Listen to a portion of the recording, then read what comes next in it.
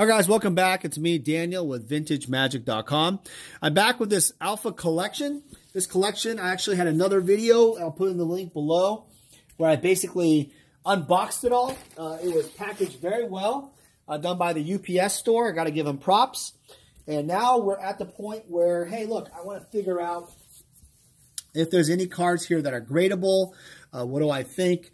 And go from there. So in this process, you got them all sorted, and you have this card saver ones backing on top of it because this we can slide it around. See how I did that without damaging the cards? At this point, hands are all clean. I'm going to look through the cards and see what I think. Now, at this point, it's a fast. I'm holding them very carefully, and I have more.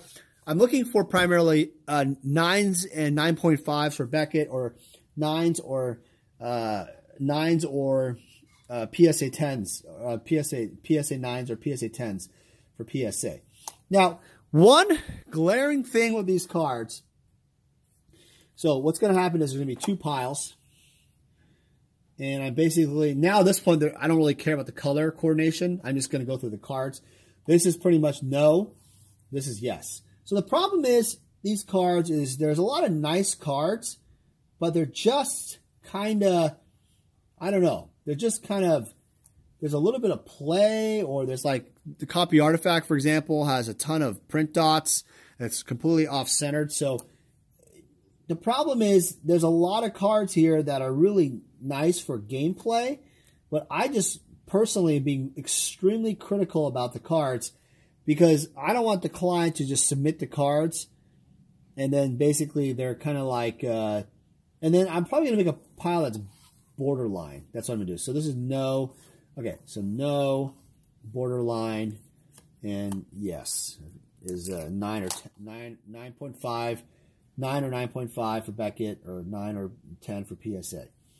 So that's not good, soft-centered. So I'm looking for stuff that is, and you know, the hard part here is there's a lot of nice cards here. They're just great for old school Magic. Like, but there's like a nick that's just deep or something, and it's, or tons of print dots, or just, I don't know. It's just, I don't know. They're awful, right? So I kind of feel, that's water on them is good. So I feel like there's definitely room.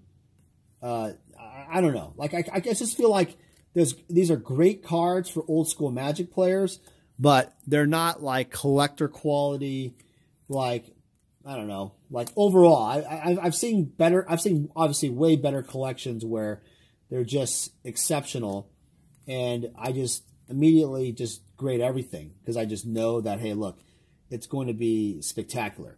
I don't have the exact count on the cards. I should have counted them in the beginning, but we'll do that last. Yeah, tell me what you guys think. Do you guys do a similar process? Is it, you know, this is how I do it. I've done it for years. Works really well for me. And I'm not looking for 8s. 8s, I think, are really good for, you know, just players. They sell probably better because they can be played. You know, I just don't think that 8s are that great. All right, so let's see the lands. This is a really nice swamp, but it's off-centered like crap. It's a nice mountain. That could probably get a 9.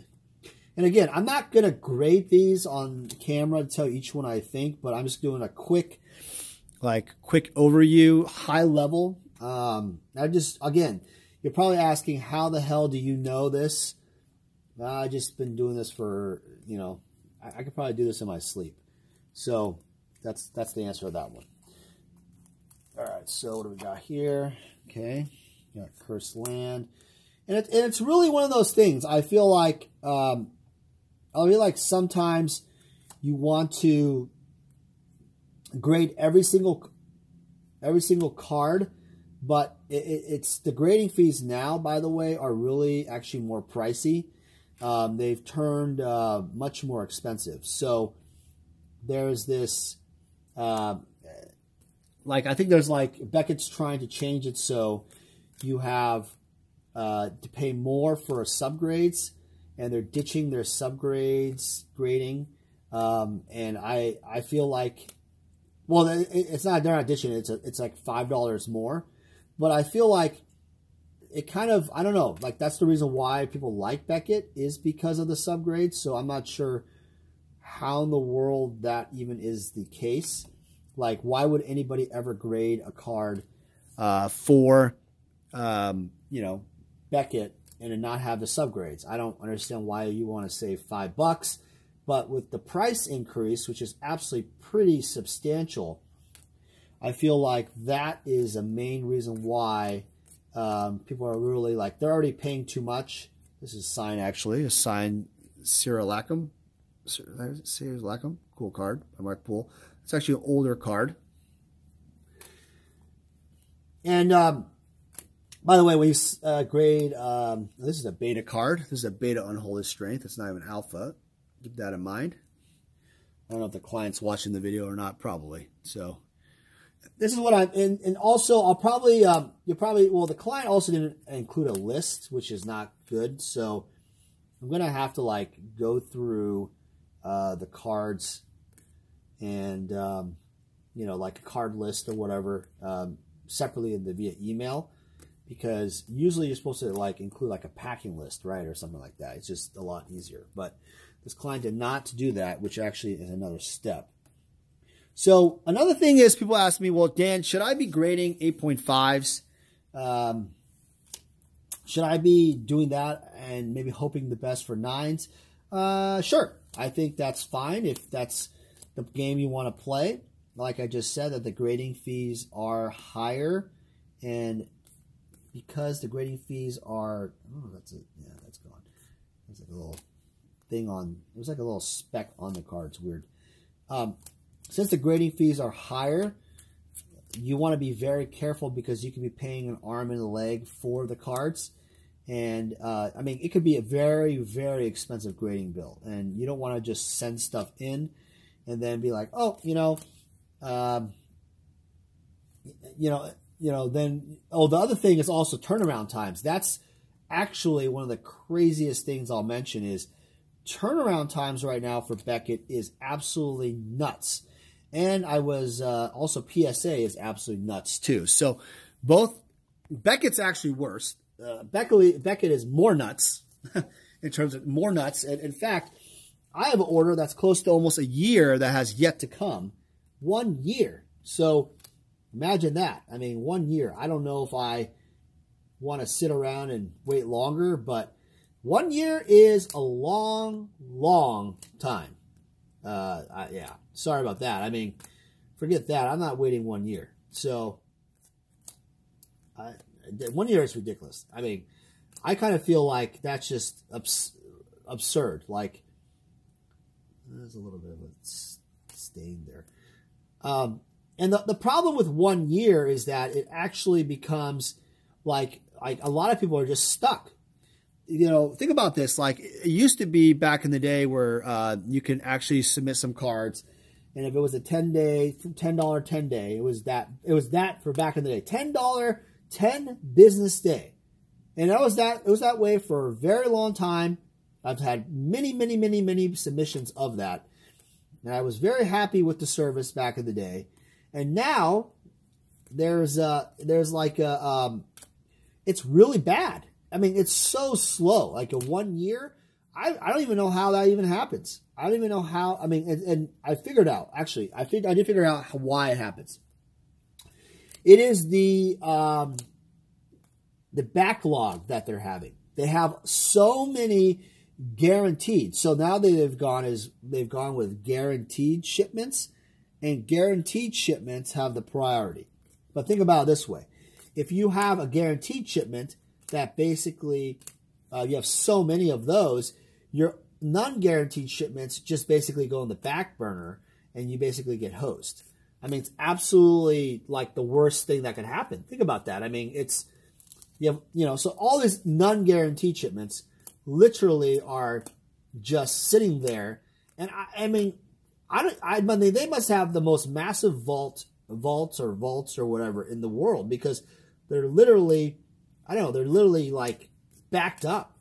And I talked to PSA, I went to their facility, and they had tons of cards, in their facility that I thought, was a lot. But I think Beckett must have like, I don't know, magnitudes more backed up.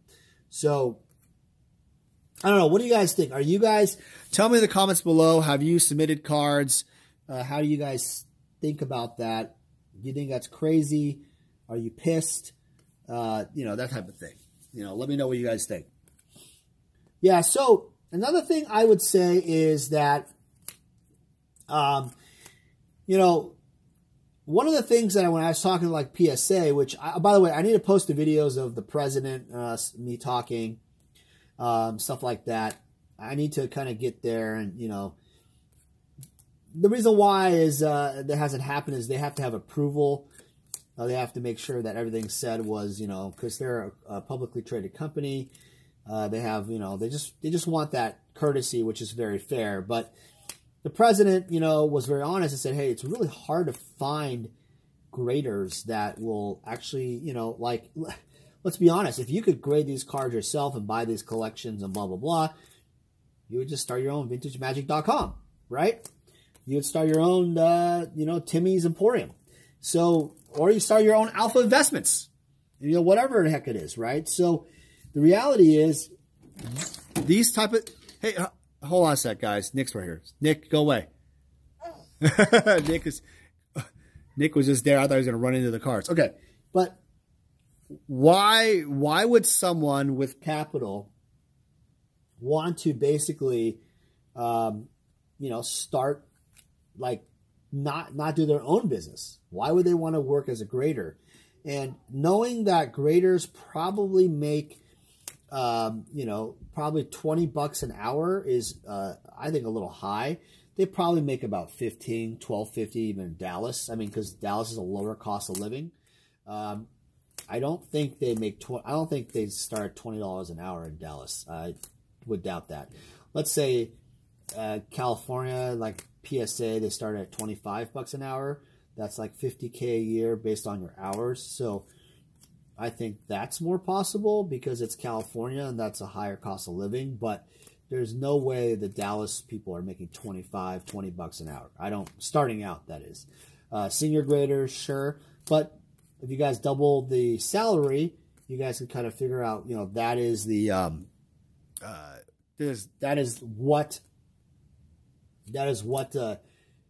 the salary is basically times that by 1,000 is their annual salary if you work 40 hours a week. That's, you know, on average. So, you know, my feeling of it all is that, you know, there's kind of a problem with, you know, like, you know, you see that problem where you have no college degree, you're making good money, right? But at the same time, if the people that have college degrees that are obviously very, very capable of making their own business out of it, then I would have to say that that's why you're finding very hard time with good personnel, good actual, you know, basically people that can really handle the job as a grader.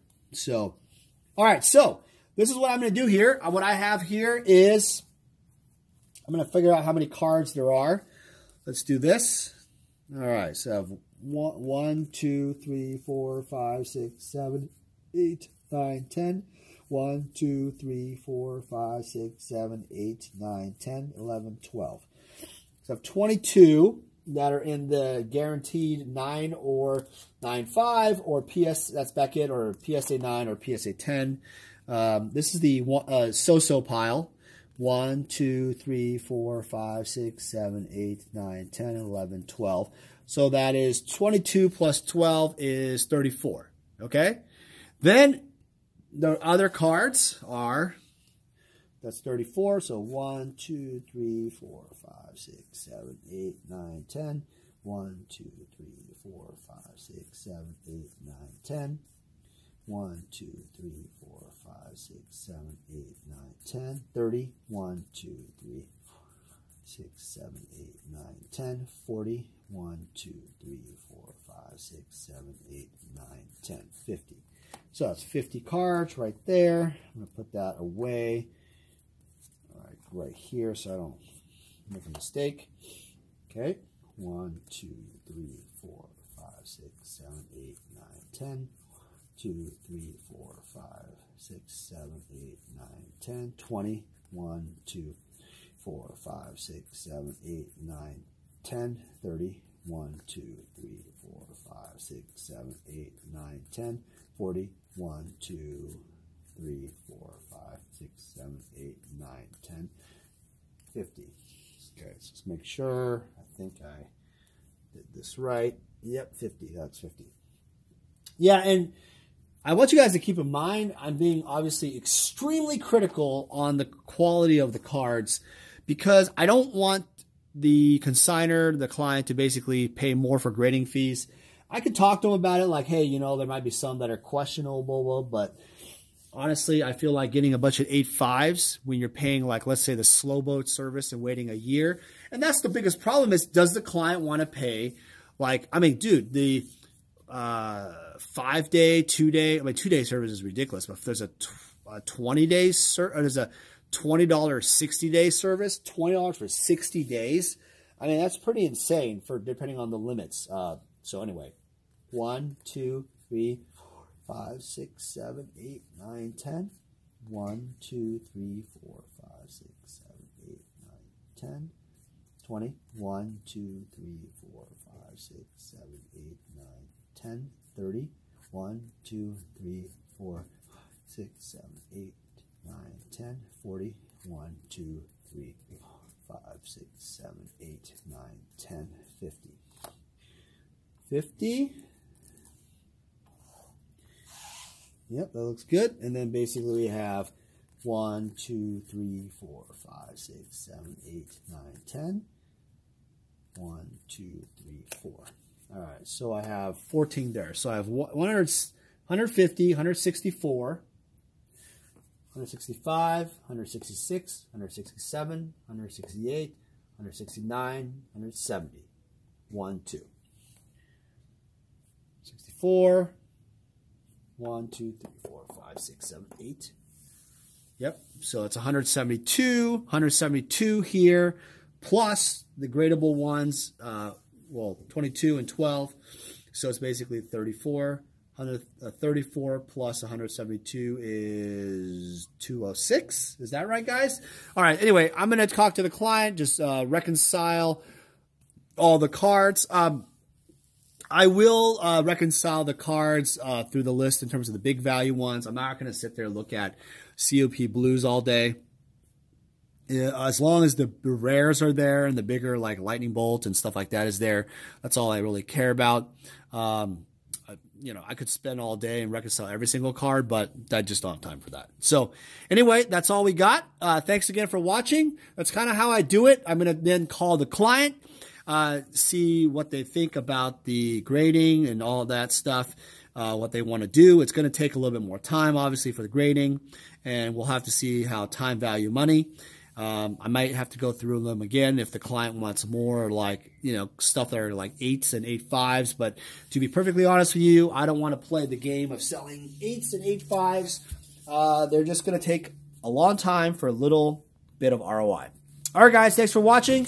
It's me, Daniel, with VintageMagic.com. Take care. Bye, Nick. Hi. Say hi. Choo-choo.